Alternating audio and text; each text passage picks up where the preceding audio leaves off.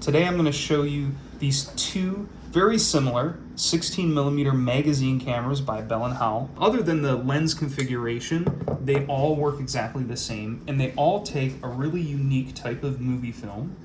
On this particular model, we've got a lens up here. This is mostly a fixed lens. It's a screw-type mount. Focusing, which is up here. This is a really great lens in that you can focus from infinity all the way up to 18 inches. You've got your aperture back here, which you can slide from 16, that's your smallest f-stop, all the way to 1.9. So that's a pretty quick lens, which means you'd be able to shoot a wide variety of film stocks in this camera. We've got our trigger here, so that's run. Just push that down. You can also lock it in place, which comes in handy. Or if you want to do some stop animation, you can do single frame by just pushing it up. This is your viewfinder. If you do find different lens attachments or different types of lenses, you want to make sure the lens comes with the viewfinder lens, because that gives you the right perspective. This is not a through the lens system or a reflex system. You have a separate viewfinder, so when you're looking through the back of the camera, you're looking through here, you're not looking through the lens. That also means that when you're focusing, you need to either get out a tape measure and focus if you want something really exact, or you just sort of guess based on where you think the distance is of your subject. On the side of the camera, we have what back in the day was actually called a computer, but it's really just a little tool that allows you to calculate your f-stop based on the conditions. Usually, we tell folks to ignore these, but this one's actually really great because it includes film speeds from 150 all the way down to 8. A lot of older movie cameras, you only get these calculators for things like Kodachrome and other films that are expired, but this one actually is really great. I use it all the time if I don't have a meter, so you can figure out what your f-stop is based on your film speed and the conditions. On the back, that's your viewfinder. It's pretty small. Probably the biggest disadvantage of this camera, it is a small viewfinder.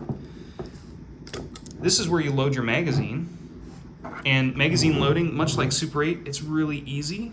The magazine has an arrow that tells you where you need to load it into the camera, and you just slide it in, and you're ready to shoot.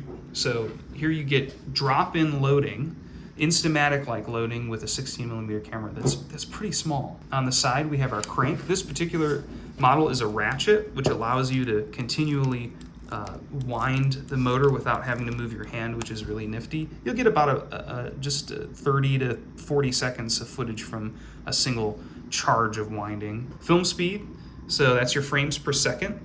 You've got your slowest, which is 16, that's standard, and then 24, which would be for sound sync, and then it goes all the way up to 64. You'll notice that there's little notches. It might be tough to see on camera, but each film speed has a little notch.